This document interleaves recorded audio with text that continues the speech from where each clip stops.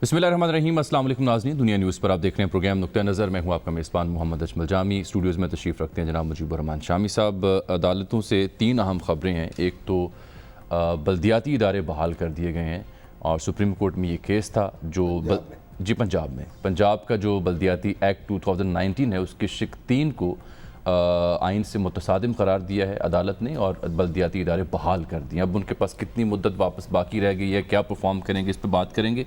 और फिर supreme court ने ही डस्का में होने वाला जो ज़िमनी इंतखाब है 10 अप्रैल को, उसे भी उसका जो शेड्यूल था उसे मुलतवी कर दिया, रोक दिया है। आज बड़ी दिलचस्प और अहम समाअत थी। और फिर मरीम नवाज़ पर जो कारकुनों के साथ नैब आने की दरख्वास्त लेके गई थी, नैब कि रोका जाए नहीं, ये अकेली हैं यहाँ पर, वो भी मुस्तरद हो गई है। और कहा गया है अदालत की जानिब से कि नैब लाहौर हाई कोर्ट से क्यों रिलीफ मांग रहा है, ये रियासत की ज़िम्मेदारी है कि हालात कंट्रोल करें, हम सियासी मामलात में दखल अंदाजी नहीं कर सकते। ये तो है अदालत से 3 मामलात। और स्टेट बैंक की खुद मुख्तारी की खबर आपकी नज़र से गुजरी होगी, इसके क्या असरात होंगे इस पर भी बात करेंगे। लेकिन प्रोग्राम का आगाज़ शामी साहब एक तस्वीर से देख के तो अच्छा लगा, लेकिन गौर किया तो जी भर आया कि ऐसा क्यों किया गया है। तस्वीर है जनाब वज़ीर-ए-आज़म पाकिस्तान इमरान खान साहब की, कप्तान की, जो आज बनीगाला में मौजूद थे अपनी मीडिया टीम के हमरा। और ये शिबली फराज साहब ने भी ट्वीट पोस्ट की, सेनेटर फैसल जावेद ने भी इस पर कमेंट किया, अली मोहम्मद खान साहब ने भी कमेंट किया, दीगर हुकूमती हल्के और चाहने वाले जो हैं उन्होंने बड़ी दाद दी। लेकिन जैसे ये तस्वीर पोस्ट की गई ट्विटर पर शिबली फराज साहब की जानिब से, तो देखते ही देखते तमाम मकातब फ़िक्र ने इसके ऊपर तहफ़्फ़ुज़ात का इज़हार किया। जी, ने ख्वाहिशात तो दी, लेकिन कहा ये क्या आप कर रहे हैं, SOPs की वायलेशन है। क्योंकि 20 मार्च को शामी साहब जुल्फ़ी बुखारी साहब ने ट्वीट की सूरत में आगाह किया कि पॉजिटिव आए हैं प्राइम मिनिस्टर इमरान खान साहब कोविड में। तो अभी 5-6 दिन अगर गुजरे हैं, उसके बावजूद गो के मास्क पहनना है, फासले पे भी हैं, बट ये इंडोर मीटिंग है, मीडिया टीम के साथ मीटिंग है और बनी गाला में रिहाइश का मीटिंग है जहाँ पे वायरस है। तो आप क्या पैगाम दे रहे हैं पूरी कौम को और अवामुन्नास को जो पहले ही SOPs की खिलाफ वर्जी करती हैं? ये तस्वीर है सर। नहीं, ये इम्कान हो सकता है ना कि नेगेटिव हो गए हों 5 दिनों में, नहीं पॉजिटिव कई दिनों से हों और एसिम्प्टोमेटिक हों, और जब नेगेटिव हो गए हों तो फिर उन्होंने मुलाकात कर ली हो। लेकिन इसकी वजाहत की जानी चाहिए थी।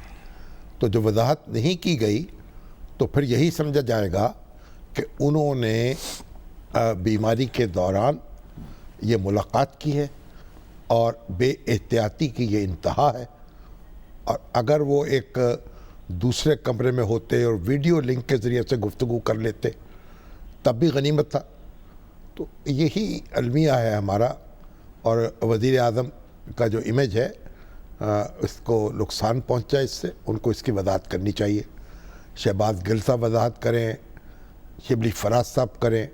यानी एक तो उन्होंने ये जो इस तरीके से ट्वीट की है, गोया वो तो उन्होंने बड़ी बहादुरी समझी है कि वज़ीर-ए-आज़म सेहतमंद हो चुके हैं, हाँ, डटे हुए हैं और मुलाकात जारी रखी हुए हैं। लेकिन अच्छी बात है। लेकिन सर ये मुलाकात जो है ये वीडियो लिंक पे भी हो सकती थी, हो सकती और उसका अगर ट्वीट किया जाता तो इम्पैक्ट ज़्यादा जाता। वजाहत अवामुन्नास को ये पैगाम जाता कि वज़ीर-ए-आज़म अपनी कार्रवाई जारी रखे हुए हैं, मामूल की सरगर्मियाँ, लेकिन एहतियात के साथ, यानी वीडियो लिंक पे बात कर रहे हैं, कोविड की SOPs को फॉलो करते हुए घर बैठे हैं, बाकी जो शुरका हैं वो वीडियो लिंक पे मौजूद। अगर ये पैगाम होता तो बेएहतियाती है और इस पर उनको माजरत करनी चाहिए।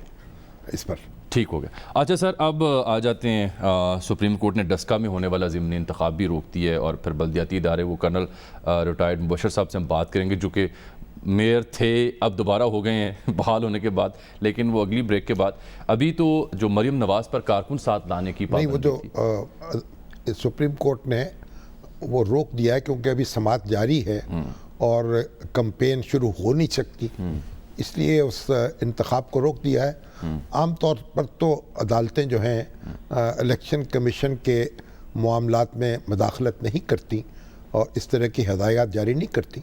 लेकिन सुप्रीम कोर्ट ने यह मुनासिब समझा है कि जब तक उसकी समाअत मुकम्मल नहीं होती, फैसला नहीं होता, उस वक्त से रोका जाए।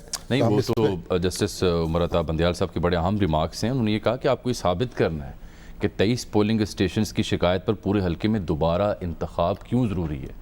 फिर उन्हीं से मनसूब कुछ रिमार्क्स जो सुबह से पोस्ट किए जा रहे थे नून लीग के कारकुनान के हवाले से, तो वो मैं भी देख रहा था कुछ देर पहले। सलमान अकरम राजा साहब जो कि वकील हैं नून लीग के इस केस में, उन्होंने कहा कि ऐसे रिमार्क्स नहीं थे, उनका मफहूम ये नहीं था जिस तरह से मीडिया ने इंटरप्रेटेड किया। बहरहाल अब अदालत का मामला है, हम इसमें ज़्यादा गुफ्तगू मुनासिब नहीं समझते।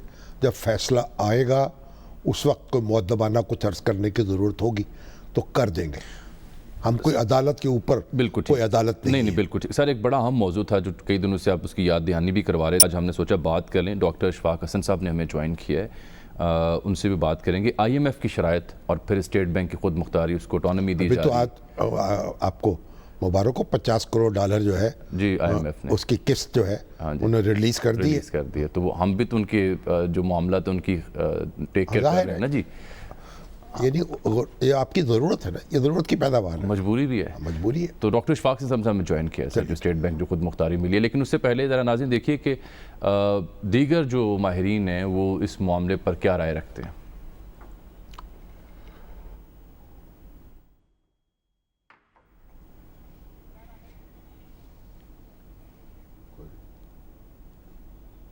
چلائیے جی.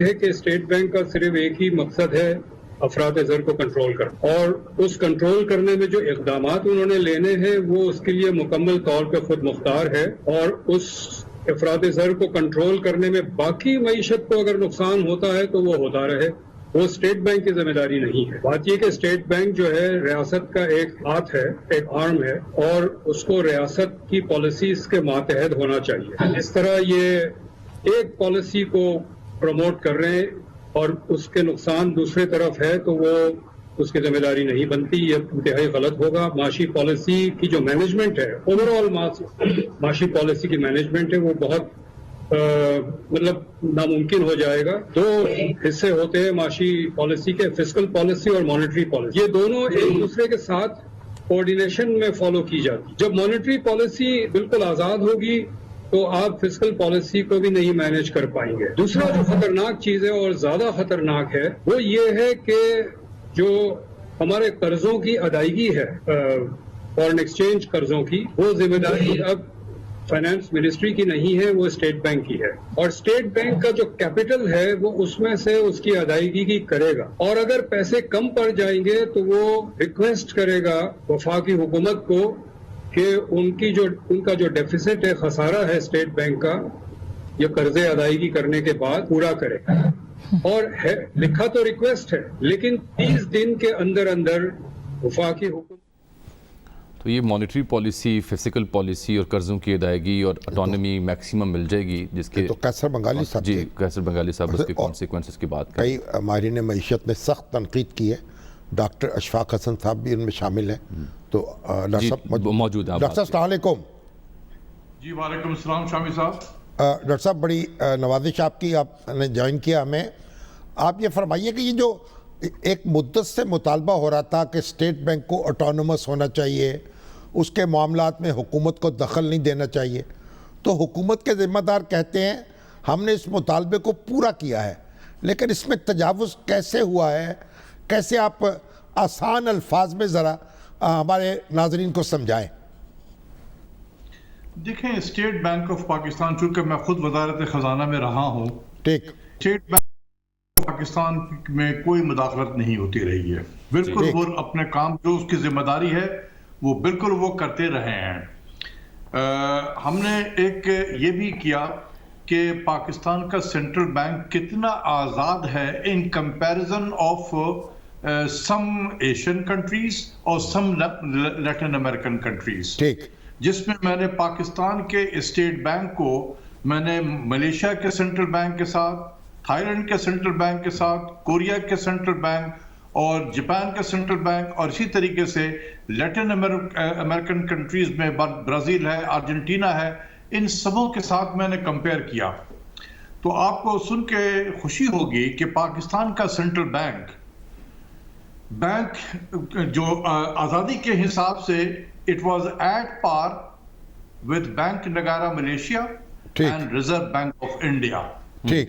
پاکستان کا central bank of Thailand سے بہت زیادہ آزاد ہے, برازیل کے سینٹرل بینک سے بہت زیادہ آزاد ہے, ارجنٹینا کے سینٹرل بینک سے بہت زیادہ آزاد ہے. ہاں آزادی میں ہم بینک آف جاپان اور بینک آف کوریا سے کم ہے. تو بھائی جب ہماری معیشت جاپان اور کوریا کے برابر ہو جائے گی تو ہم بھی اپنے سینٹرل بینک کو اسی طریقے سے آزادی دے دیں گے. لیکن ہم ایک ترقی پذیر ملک ہیں. ہم آزادی کا مطلب یہ تو نہیں ہے کہ ایبڈیکیشن آف آل دی رسپانسبلٹی. یہ جو آرڈیننس اب آیا ہے یہ بل جو ہے اور جو اختیارات میں اضافہ کیا گیا ہے اس کے کیا اثرات مرتب ہوں گے؟ وہ تو کہتے ہیں ہم تو بڑی اچھے طریقے سے حکومت کو ایک ڈسپلن میں لے کے آئیں گے. دیکھیے سینٹرل بینک کو کوئی انٹرفیئر نہیں کرتا اور حکومت خود ڈسپلن اگر اپنے اندر لانا چاہے تو لا سکتی ہے, کوئی دوسرا لائن نہیں لا سکتا ہے. کیا اسٹیٹ بینک کا گورنر ملک کے پرائم منسٹر کو ڈسپلن میں لائیں گے وہ؟ ٹھیک. تو آزادی ہم نے اتنی زیادہ دے دی ہے کہ ہم نے پاکستان کے اندر state within state create کر دیا ہے. ہم نے اس امینڈمنٹ کے ذریعے سے اسٹیٹ بینک کے گورنر کو پاکستان کا فائنینشیل وائسرائے بنا دیا ہے. جیسے ماؤنٹ بیٹن ہوا کرتے تھے, Lord Mountbatten viceroy India Pakistan کے, اسی طریقے سے ہم نے لارڈ رضا واکر بنا دیا ہے اسی ملک کے اندر رہتے ہوئے, جو پاکستان کے تمام آئین اور قانون سے بالا تر ہے. ڈاکٹر صاحب آپ نے آزادیوں کا کمپیریزن کیا کہ باقی ممالک میں ان بینکس کو, سینٹرل بینکس کو کیا آزادیاں حاصل, اور ہمارا کمپیریزن آپ نے پیش کیا, تو پھر کیا ہمیں واقعتاً ضرورت تھی یا ہمیں کہا گیا تھا, ہم مجبور تھے یہ اٹانومی دینے کو؟ دیکھیں یہ جو اٹانومی اس وقت ہے یہ آئی ایم ایف کے پروگرام کا انٹیگرل پارٹ ہوتا ہے. تو ہم یہ 22ویں پروگرام میں ہیں. اس سے پہلے جب میں اپنے طور پہ بتا سکتا ہوں کہ جب میں وزارت خزانہ میں 1998 سے لے کر 2009 تک رہا ہوں, 11 سال, جی, جتنی مرتبہ ہم آئی ایم ایف پروگرام میں گئے اس وقت بھی یہی باتیں ہوتی تھی, آزاد آزاد آزاد. تو جب میں ان سے ڈسکس کرتا تھا آپ یقین کریں کہ ان کے پاس جواب نہیں ہوتے تھے, اور جب تک میں رہا انہوں نے کبھی زبان پہ نہیں لایا یہ بات, کیونکہ میں ان کو کنٹرول کر سکتا تھا ان کے لینگویج میں. آج یہ ہوا ہے, اس سے پہلے بھی ہمارے جو میرے آنے کے بعد بھی یہی وزارت خزانہ ہے جو ان کو روکتا رہا کہ نہیں یہ نہیں ہو سکتا. لیکن یہ حیرانی ہے یہ اس وزارت خزانہ اور اس ملک کے وزیر اعظم پہ کہ اپنے ہاتھ سے اپنے موت پہ دستخط کر رہے ہیں. تو یہ جو وزارت گونگی کیوں ہو گئی, کیا وجہ ہے؟ یہ اسپیشل بچہ کیوں بن گئی ہے؟ اس کی وجہ یہ ہے کہ شاید اس کے دو وجوہات ہیں. اس کی ٹائمنگ پہ بھی شامی صاحب ضرور غور کریں. جی, ایک ٹائمنگ یہ ہے کہ ہمارے جو حفیظ شیخ صاحب ہیں اس سینٹ کے الیکشن کے بعد بڑے زخمی ہو گئے ہیں وہ, اور ان کا جو فیوچر ہے بڑا انسرٹن ہو گیا ہے کہ پتہ نہیں وزیر خزانہ رہیں گے یا نہیں رہیں گے. آپ نے لاہور ہائی کورٹ کے چیف جسٹس کے اسٹیٹمنٹ بھی پڑھا کہ الیکشن ہارنے کے بعد بھی لوگ جو ہے چپکے رہتے ہیں اپنی وزارت سے. تو ان کا ایک انسرٹن ہے. تو آئی ایم ایف نے بھی یہی کوشش کی, کیونکہ یہ لا بنا ہے آئی ایم ایف میں اور یہ آیا ہے اسٹیٹ بینک کے پاس میں کہ اس کو امپلیمنٹیشن کراؤ. تو اب یہ وزارت خزانہ ہی لے کر جاتی ہے پارلیمنٹ میں. تو حفیظ شیخ کے رہتے رہتے یہ کام ہو جائے, کیونکہ یہ اپنا ساڈا بندہ ہے, کہیں یہ دائیں بائیں ہو گیا تو یہ پھر لٹک جائے گا. تو یہ ایک اس کی ارجنسی. تو ڈاکٹر صاحب آپ کیا سجیسٹ کریں گے جو نیا یہ آرڈیننس ہے اس میں کیا کیا ترمیمات ہونی چاہیے, کیا چیزیں بدلی جائیں؟ سینٹ کا الیکشن ہوا اور اس جی ڈاکٹر صاحب آپ کو سن نہیں پا رہے, دوبارہ آپ سے رابطہ کرتے ہیں. شامی صاحب اس میں ایک جو نقطہ حکومت بیان کرتی ہے وہ وجوہات کتنی سالڈ ہے یہ ان کی رائے بھی لیتے ہیں. آپ نے بھی گورنمنٹ کا اس معاملے میں بیانیہ اور موقف دیکھا اور سنا, کس حد تک جی کو لگتا ہے کہ اس میں کتنا وزن ہے؟ وہ تو یہ کہہ رہے ہیں کہ ہم نے کارنامہ سر انجام دے دیا ہے, اس سے یہ فوائد ہوں گے. خود مختاری تو ملنی چاہیے, لیکن آپ ایک دوسرا وزیر اعظم تو کریٹ نہیں کر سکتے نا. تو ڈاکٹر صاحب اسے وائسرائے کہہ رہے ہیں, وہ وائسرائے کہہ رہے ہیں تو وزیر اعظم سے بھی اوپر ہوتا ہے. ہاں جی. تو اب اس کا کیا جائے؟ ہونا یہ چاہیے کہ یہ تمام یعنی وزیر اعظم پاکستان کے جو بڑے بڑے اکانومسٹ ہیں ان کی ایک میٹنگ بلائیں اور ان سے مشاورت کریں اور دیکھیں کہ اس میں کیا ترمیم ممکن ہے. کیونکہ بات چیزیں تو میں نے ایسی دیکھی ہیں نا, مثلا 5 سال کا ٹرنیور کر دیا ہے, مثلا وہ ایکسٹینڈیبل ہے, وہ 3 سال ہوا کرتا تھا, 5 سال ہو گیا, 1 سال پھر ایک ٹرم اور بھی مل سکتی ہے, اور پھر تقرریاں زیادہ تر خود گورنر کریں گے. اور تیسری ایک بات یہ کہی گئی کہ نیب اور ایف آئی اے جو ہے وہ مداخلت نہیں کر سکے گی. تو یہ تو اچھی بات ہے, نیب اور ایف آئی اے کی مداخلت جو ہے گورنر اسٹیٹ بینک کو اس کے سامنے جواب دہ تو نہیں ہونا چاہیے, گورنر کو تو وزیر اعظم کے سامنے جواب دہ ہونا چاہیے. تو بہرحال اب یہ ضرورت ہو گئی ہے کیونکہ تنقید بہت ہوئی ہے اور ایک ہنگامہ برپا ہے، وزیر اعظم اس پہ انیشیٹو لیں ابھی، اور جب یہ نیگیٹو ہو جائیں تو پھر یہ اکانومسٹ جو ہے ان کی بلائیں، ان سے مشاورت کریں، اور جو ایک قومی خودداری کے تقاضے جو ہیں ان کو ملحوظ رکھتے ہوئے جو ترامیم کی جانی چاہیے وہ ترامیم کریں، اور جو تنقید جو ہے اس کو بیجا سمجھیں، اس بارے میں اعتماد جو میں آپ لیں۔ کا نقطہ تھا کہ کیا ترامیم ہونی چاہیے، ڈاکٹر صاحب فرمائیے گا پھر آپ کی دانش میں۔ ڈاکٹر صاحب کیا اس وقت کیا تبدیلیاں آپ تجویز کریں گے اس آرڈیننس کے اندر؟ دیکھیں، سب سے پہلی چیز یہ ہے کہ اس کو ٹرانسپیرنٹ بنایا جائے، اس ڈاکومنٹ کو پبلک کیا جائے ٹھیک، تاکہ اس پر پبلک پہ ڈیبیٹ ہو۔ ہم جتنی بھی باتیں کر رہے ہیں جو پریس میں چیزیں آئی ہیں اس کی بیسس پہ کر رہے ہیں، صحیح، ٹھیک، تو یہ سب سے پہلے اس ڈاکومنٹ کو آپ پبلک کریں۔ دوسری چیز یہ ہے کہ اس ڈاکومنٹ کو آپ اپنے لا ڈویژن سے ویٹ کرائیں اس کو، ٹھیک، یہ ابھی تک نہیں ہوا میرے to the best of my knowledge. ٹھیک، تیسری چیز یہ ہے تو کابینہ نے منظور کیسے کر دیا؟ بس یہی تو میں آپ کو بتا رہا ہوں کہ آپ سمجھ سکتے ہیں کہ جو 12 تاریخ کو چیئرمین اور ڈپٹی چیئرمین کا الیکشن ہو رہا ہو اور وہاں پر کیبنٹ میں آپ اس کو لے کے جائیں اور اس پہ ڈسکشن بھی نہ ہو، کوئی کابینہ کے وزیر اور پرائم منسٹر اس اسٹیٹ آف مائنڈ میں ہوں گے کہ یہ اس چیز کو ڈسکس کریں؟ ٹھیک ہے جی، آگے اس کو پبلک کریں، ٹھیک ہے، وزارت قانون کو بھیجیں۔ ہاں جی جی، تیسری چیز یہ ہے کہ دیکھیں، ہم چاہتے ہیں کہ ہم خود چاہتے ہیں کہ اسٹیٹ بینک ایک آٹونومس ادارہ ہو اور اس میں وزارت خزانہ کا عمل درآمد نہ ہو، تو جو سیکرٹری فائنانس ہیں ہمارے وہ بورڈ میں ہوتے ہیں، آپ ان کو ہٹا دیں وہاں سے تاکہ وزارت خزانہ بورڈ میں نہ بیٹھے، یہ ہو سکتا ہے۔ دوسری چیز یہ ہے کہ دیکھیں، ہم جیسے ترقی پذیر ملک میں بہت سارے ہمارے نوجوان بے روزگار ہوتے ہیں، ہم غربت کے لکیر کے نیچے لاکھوں لوگ موجود ہیں، تو تیزی سے گرو کرنا یہ ہماری کمپلشن ہے، ہماری مجبوری ہے کہ ہماری معیشت 6 سے 7% گرو کرے۔ تو یہ صرف اور صرف وزارت خزانہ کی رسپانسبلٹی نہیں ہو سکتی ہے، یہ اسٹیٹ بینک میں بھی ہاتھ بٹانا ہے وزارت خزانہ کا تاکہ ہم یہ ٹارگٹ کو اچیو کر سکیں۔ اس لیے ضروری ہے کہ جو ایک ادارہ آلریڈی موجود ہے جس کو ہم کہتے ہیں fiscal policy, monetary policy coordination board, اس کو مزید اسٹرینتھن کیا جائے۔ اس میں بھی ہم ریفارم لا سکتے ہیں، اس میں سے کامرس منسٹر کو نکال دیں آپ، اس میں صرف اسٹیٹ بینک ہو، وزارت خزانہ ہو اور پلاننگ کمیشن ہو۔ آپ اس قسم تبدیلی لائیں، یہ میں اپنے تجربے سے کہہ رہا ہوں کہ آپ لائیں، کیونکہ ہم دونوں نے مل کے ہی چلنا ہے، اسٹیٹ بینک اور وزارت خزانہ اور پلاننگ کمیشن مل کے چل سکتے ہیں۔ یہ نہیں ہو سکتا کہ صرف اسٹیٹ بینک پرائس اسٹیبلٹی، یہ پرائس کنٹرول کرے۔ کیسے کر سکتا ہے اسٹیٹ بینک پرائس کنٹرول؟ یہ کیا مافیا کو پریڈکٹ کر سکتا ہے کہ یہ آٹا چینی کی قیمتیں جس طریقے سے بڑھتی ہیں، ناممکن ہوگا سر، یہ نارمل ساری طریقے سے بڑھتی ہیں چیزیں، یہ بڑھائی جاتی ہیں، تو اسٹیٹ بینک کیسے اس کو کنٹرول کر سکتا ہے؟ یا دنیا میں تیل کی قیمتیں بڑھ جائیں، اس سے مہنگائی ملک پہ ہو جائے، تو اسٹیٹ بینک کس چیز کو کنٹرول کرے گا؟ کون سی انفلیشن کو کنٹرول کرے گا؟ آلو پیاز ٹماٹر کے فصل خراب ہو جائے اور اس سے قیمتیں بڑھ جاتی ہیں جس سے افراط زر کی شرح بڑھ جاتی ہے، تو کس چیز کو اسٹیٹ بینک کنٹرول کرے گا؟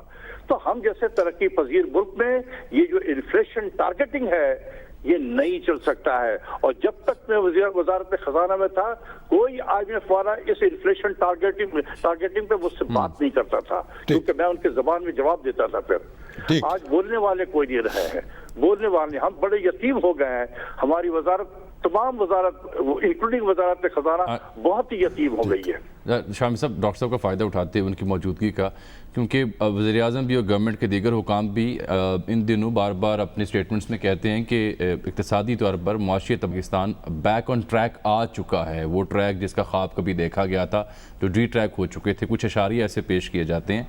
آپ کی چونکہ یہ ڈومین ہے، فیلڈ ہے، آپ سمجھتے ہیں کہ واقعی پاکستان اقتصادی طور پر بیک آن ٹریک ہے اس وقت؟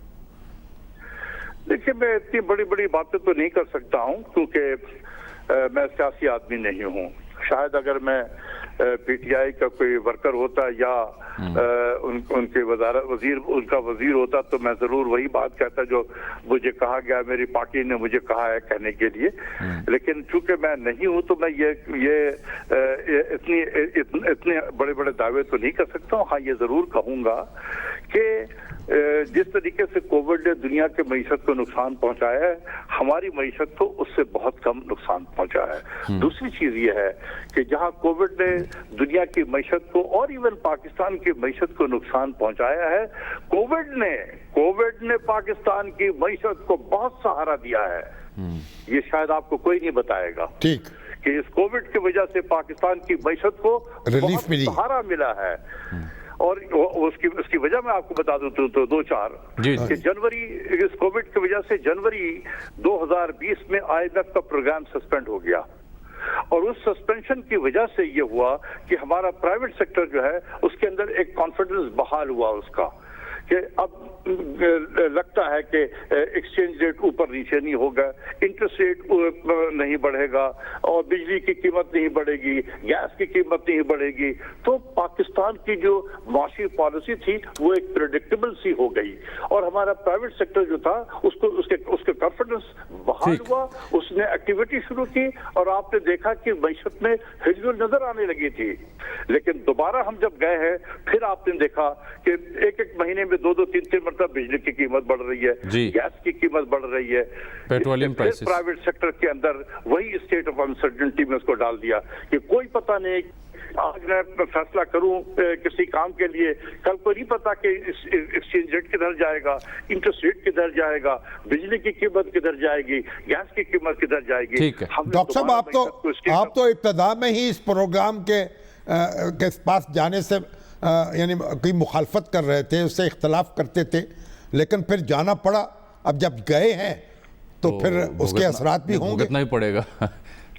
देखिए, बात है कि शामी साहब, मैं अपने तजुर्बे से बचाने की कोशिश कर रहा था, लेकिन पाकिस्तान को IMF में लेके जाना ये इंटरनेशनल एस्टेब्लिशमेंट की क्या कहते हैं कि मजबूरी थी कह लें या ख्वाहिश थी कि पाकिस्तान को फोर्स किया गया कि तुम आओ, और उसके लिए काबीना में, मुझे कहने दीजिए, काबीना में लोगों के प्लेसमेंट की गई की जगहों पे, और वही लोगों ने प्राइम मिनिस्टर के कान में दिन और रात ये कहना शुरू किया कि सर अगर हम नहीं गए तो ये तबाही होगी, वो बर्बादी होगी। और जब मैं जाता था वीकेंड में प्राइम मिनिस्टर के पास मिलने के लिए, मुझे बुलाते थे वो, तो मैं उनको समझाता था और वो मुझे, जब मैं निकलता था तो मुझे बड़ी कॉन्फिडेंस होती थी कि नहीं प्राइम मिनिस्टर समझ गए अब ये।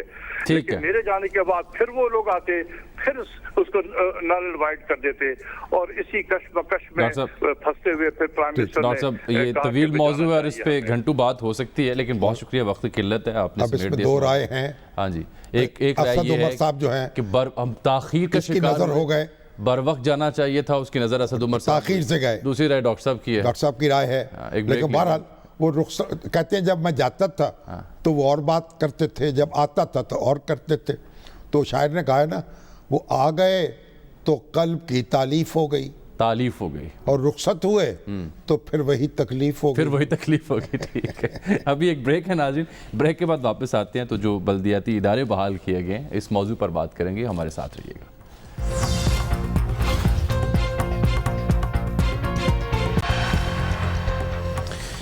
शाम से पंजाब में बल्दियाती इदारे फिर बहाल हो गए हैं। जो बल्दियाती एक्ट था पंजाब गवर्नमेंट की जानिब से 2019 का, उसकी शिक नंबर 3 को आइन से मुतसादिम करार दिया गया। इस शिक में ये कहा गया था कि इस एक्ट के आने के बाद जो 2013 के तहत बल्दियाती हुकूमतें बनी थीं वो डिज़ोल्व हो जाएंगी, उसको आइन से मुतसादिम करार दिया है। और चीफ जस्टिस साहब की रिमार्क्स हैं कि एक नोटिफिकेशन का सहारा लेकर इन्हें घर भिजवाने की इजाज़त नहीं दे सकते, और पंजाब की लोकल गवर्नमेंट्स को क्यों ख़त्म किया गया, ये सवाल। ऑर्डिनेंस है 2019 का, उनको नहीं छेड़ा नहीं। और ये बल्दियाती अदारे जो हैं अब तो बेचारे अपनी मुद्दत ही पूरी कर चुके। सर ये 2021 तक थी, मैं याद तो अब माह बाकी 8-9 माह रह गए होंगे। ये बल्दियाती अदारों के साथ जो जुल्म किया है हमारे मुल्क में, यानी ना कोई इनके पास इख्तियार होता है, ना अदारे कायम होते हैं।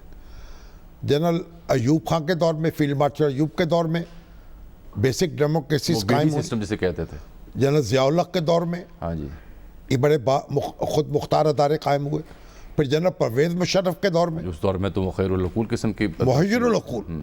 اور یہ ہمارے جو سیاستدان ہیں یہ اس قدر یہ جتنی بھی ہماری سیاسی جماعتیں ہیں یہ جب اپوزیشن میں ہوا کرتی ہیں تو یہ دشمن ہیں. بلدیاتی اداروں کے حق میں صبح و شام یہ 18ویں ترمیم ہم نے کی. بلدیاتی اداروں کو نہ تحفظ دیا کانسٹیٹیوشنل نہ ان کے اختیارات واضح کی. نتیجہ اس کا یہ ہے سرکاری افسر کام چلاتے ہیں.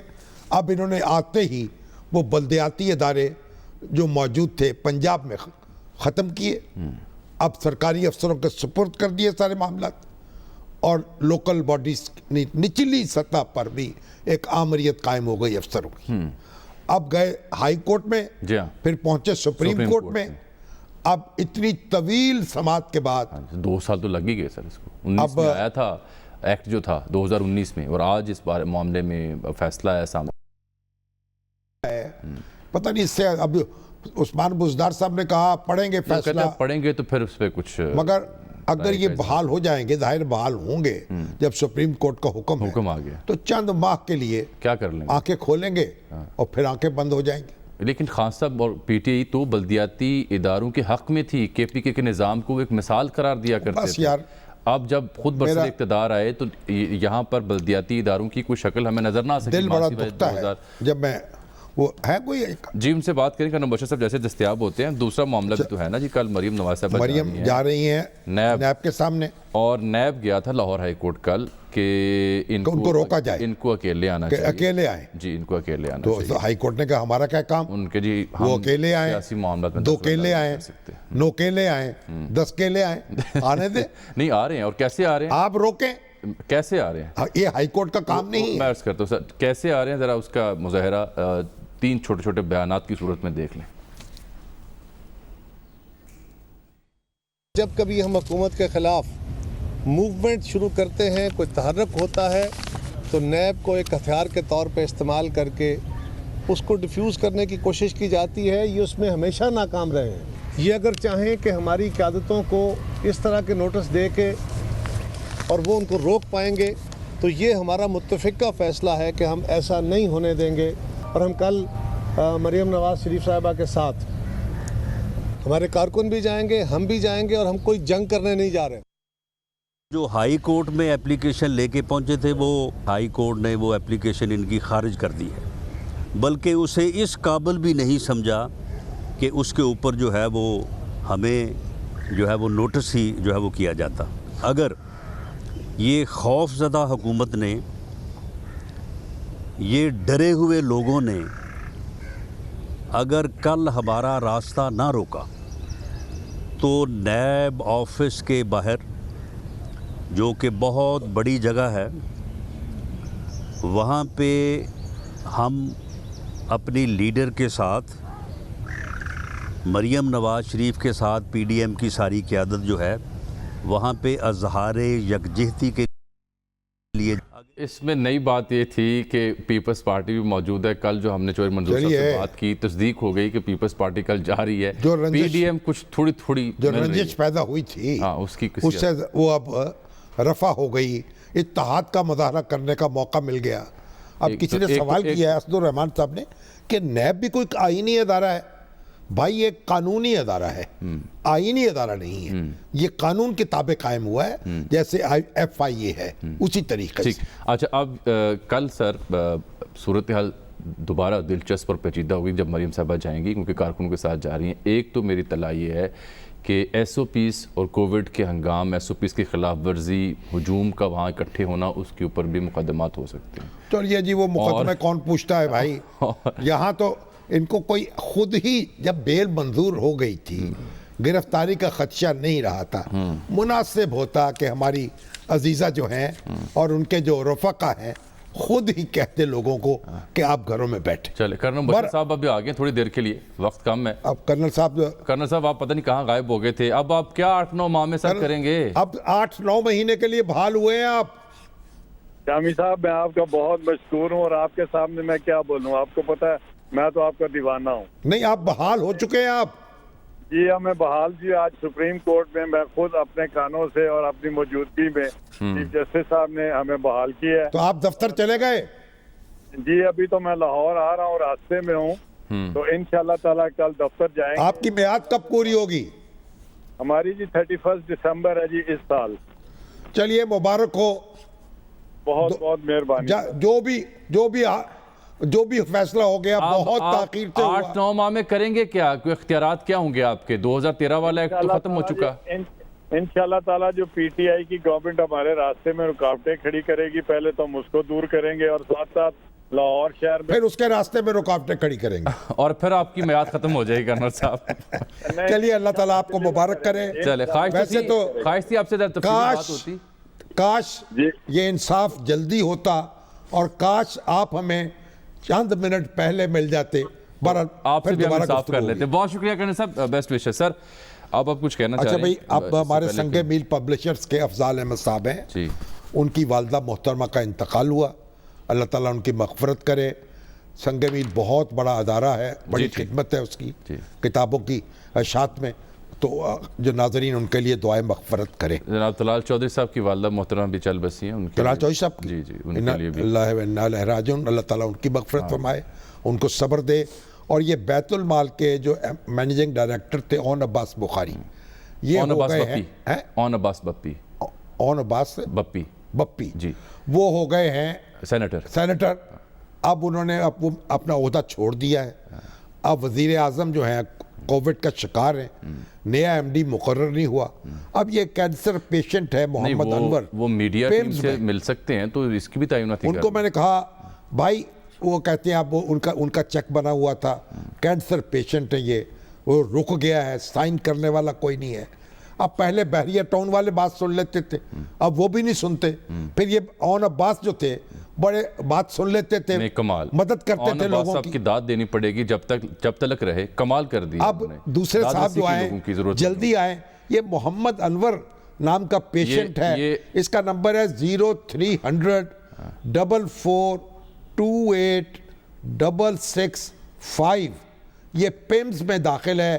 کوئی اس کی فریاد سن لے اور اس کی کوئی مدد کر دے، وہاں جا کر کوئی وزٹ کر لے. ٹھیک. اچھا سر، یہ اگر بحریہ ٹاؤن کو توفیق ہو جائے تو وہی اس پہ دیکھ لیں. اب یہ وقت ختم ہو رہا ہے، لیکن یہ جو چیٹا ہے، دھندا کیا ہے، اس پہ سرکار بھی انیکشن ہے اور ایف کی قیمتوں پر سٹا لگانے والوں کے خلاف مقدمہ بھی درج کیا ہے. ایف آئی اے جو ہے اب شوگر مل مالکان کے، شوگر مل کے سٹاکسٹوں کے، ان کے ڈیلرز کے پیچھے. خدا کے لیے اس سے باز آ جائیں. پرائم منسٹر کو چاہیے کہ ڈیلرز ایسوسی ایشن جو ہے شوگر ڈیلرز، ان کو بلائیں، ان کے ساتھ بیٹھیں، ان کی بات سنیں. ان سے وزیر اعظم کا رابطہ تو رہا ہے ماضی. یہ ڈنڈے بازی ختم کریں. یہ کیوں اتنی بڑی صنعت ہے، کیوں تباہ کر رہے ہیں اس کو؟ بھائی ہماری ٹیکسٹائل سیکٹر، ہمارا شوگر سیکٹر، بھائی اصلاح کرنی ہے کہ ختم کرنا ہے. ٹھیک ہے سر، وقت ختم ہو گیا پروگرام کا یہاں پر. مجھے ایک بریک لینی ہے. ناظرین آپ سے اس چھوٹی سی بریک کے بعد ملتے ہیں.